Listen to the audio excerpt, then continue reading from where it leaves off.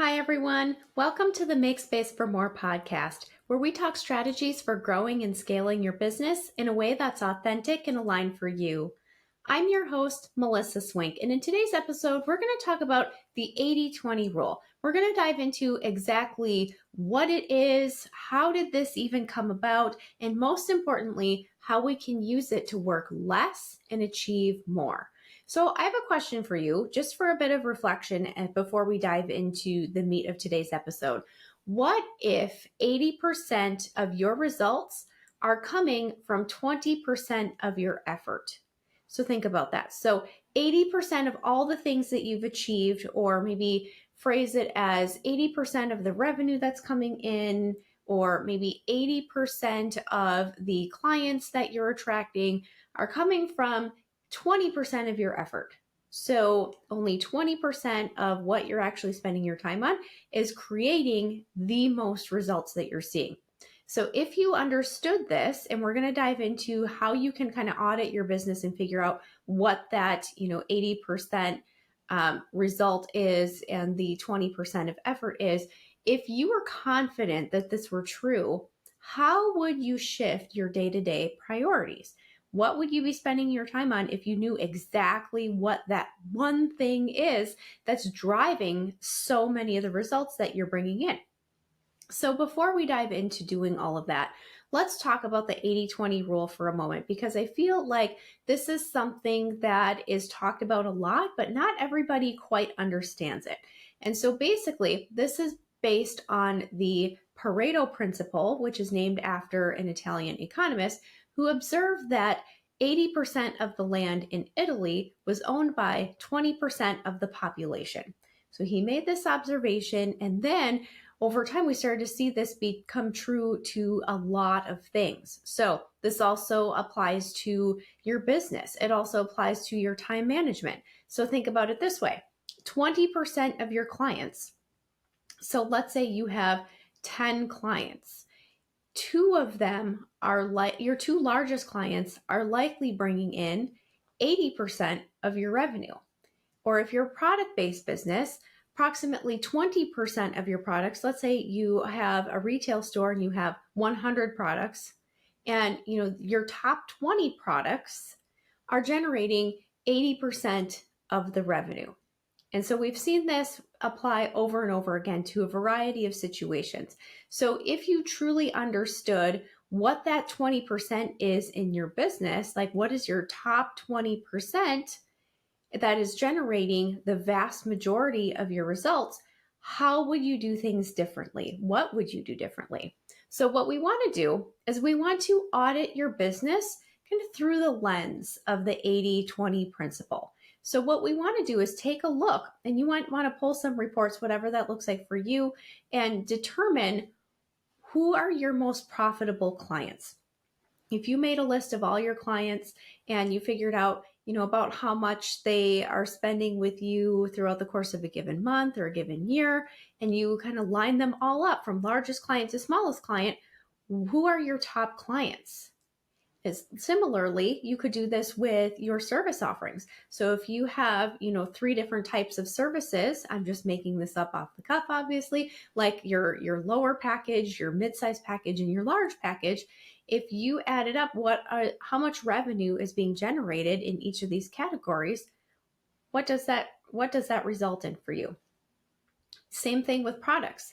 If you line up all of your products and you make a list and say, okay, these are the ones that are generating the most revenue, or this is how much revenue each one is bringing in over the course of a given week or month or year, whatever parameters around time you want to set, what are the best performing products? So we want to determine who are our best clients, what are our best performing services and products. So that is something that we want to focus on first. The other thing that we want to consider when we're doing kind of this audit of the 80-20 principle in our own businesses, also ask yourself, what marketing channels are actually working? So maybe you're doing Google ads and those are performing really, really well. You're getting a lot of new business coming in through those Google ads. And maybe you're also advertising on, Pandora and streaming ads. And from what you can tell, those aren't doing a whole lot for you. you can take a look and figure out, where am I marketing and what are the results coming in for that marketing? Now, I realize that sometimes marketing can be difficult to determine an ROI. We have this conversation a lot with clients, particularly when it comes to organic social media content, because we know that social media content helps to build trust and credibility. And it's getting to a point now where even if the vast majority of your clients are coming in through referral, like, we certainly see in our business, you have to believe that a potential client is checking you out online, looking at your website, looking at your social media presence, and seeing that and making sure that you're a legitimate business. They want to learn a little bit more about you before they reach out and have a conversation with potentially working with you. So we know that all those things are important. So I'm talking about your marketing here, getting new eyeballs on your content, on your business. So that might be ads, that might be your podcast, that might be it might be speaking engagements, all of these different things. Like, how are you getting new eyeballs on your business? And, can we bring that back to figuring out, how leads are coming in, what is performing the best? And then lastly, if you want to take a look at, your time and how you're spending it versus what you're seeing results. So maybe you realize that you're spending 2 hours a day in your email and just keeping up to date on all the communications and answering questions and doing all the things. Or maybe, depending on what level of business you're in, you're spending a lot of your time simply servicing your customers. Maybe you're a small web design company and it's primarily you doing the work. Maybe you work with a copywriter, maybe you work with a graphic designer for some custom things, but you're building the websites. You're spending the vast majority of your time actually doing the client work, but you're not necessarily generating new business because you have such a small amount of time reserved in order to do that. So take a look at where you're spending your time versus what is actually seeing results in terms of new business coming in the door. So again, identifying your best customers, your best products and services, marketing channels that are actually working, and where you're spending your time in terms of new business coming in. So we want to take a close look at this to determine what we need to do next, because again, we want to be working less and putting in less effort and yet also achieving more. So once we have kind of an analysis of exactly what's working and what our best performing services are, who are our best clients, we want to focus on the impactful 20%, and we want to release the other 80%, particularly when it comes to the way that we're spending our time. So the simplest way to do this, before I kind of walk through our, wait for it, Make a Space for More framework, which I talk about frequently on this podcast, is double down on what's actually working. So this is kind of low-hanging fruit to apply the 80-20 rule. So if you know that your very best customers, say, are realtors, I'm completely making this up, but let's say that you've identified your best clients and you found that your top 5, 3 out of the 5 of them are realtors. Fantastic. What we want to do is we want to spend more time meeting more realtors who need our services, right? Similarly with services, if you know that your most popular service is X, we want to spend more time and effort promoting that particular service and maybe less on some of the others, which we'll talk about in a second. So double down on what's working. If you know that your Google ads are working really, really well and you have those keywords dialed in and you're seeing results, double down on it. Maybe pull back on some of the other marketing that you're investing in and double down on the Google ads. Again, I'm using these as examples, but you get the idea. After you've done your audit, low-hanging fruit, let's double what's already working to bring in even more.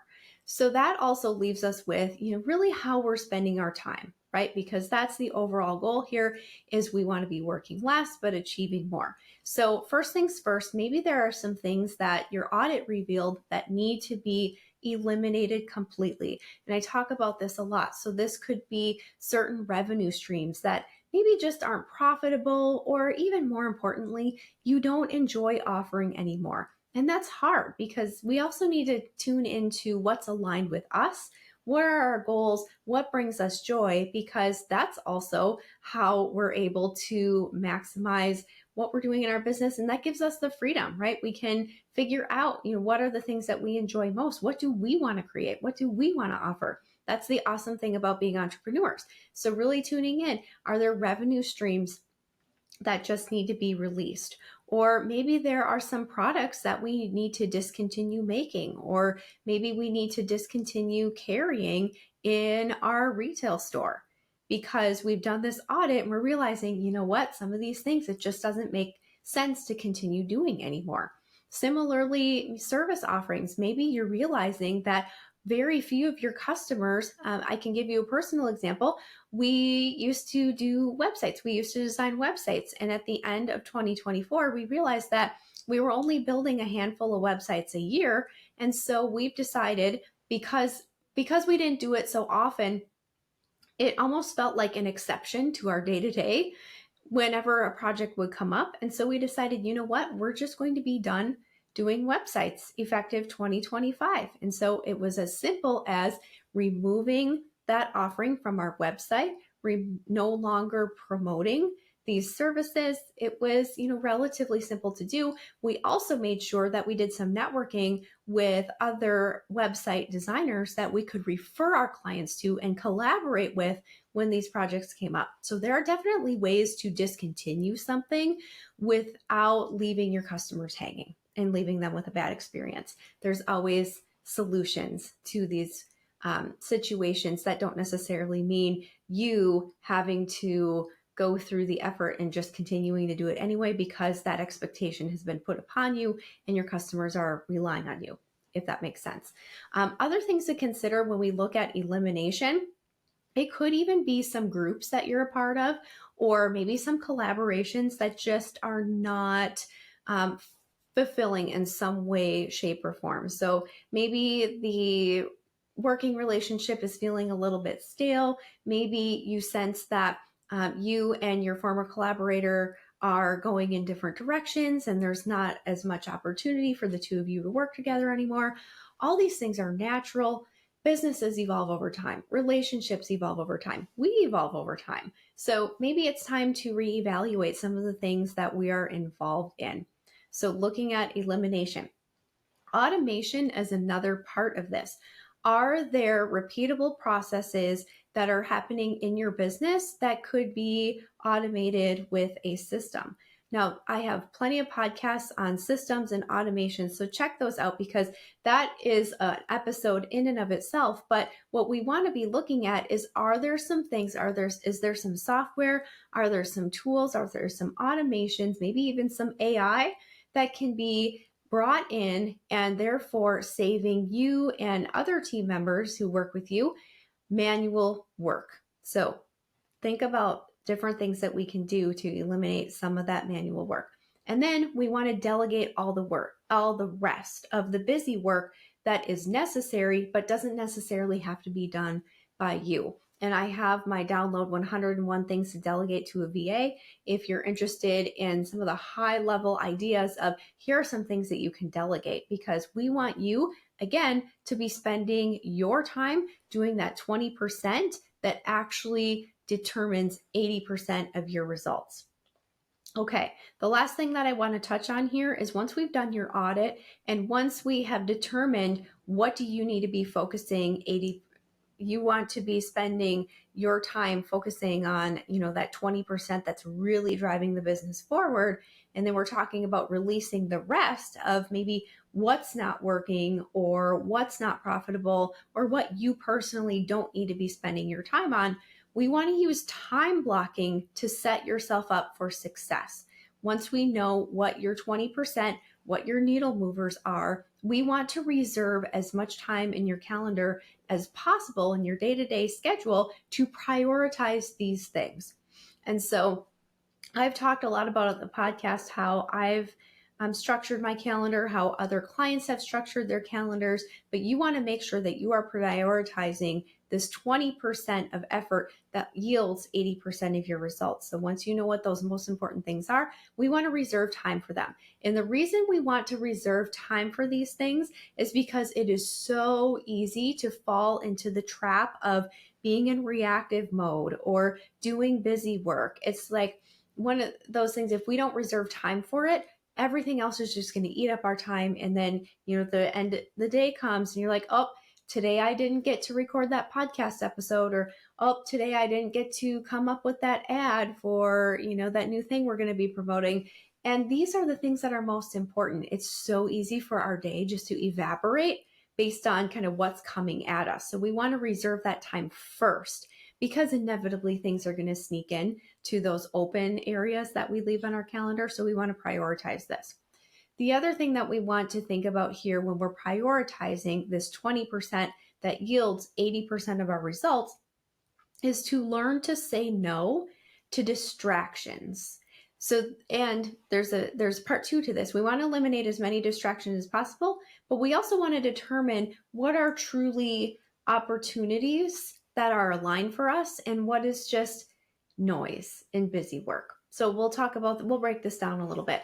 So eliminating distractions. When you are heads down and focused on your most important 20% that yields 80% of your results, you want to eliminate distractions. So this could look like closing out of your email completely, or putting your phone on silent or do not disturb.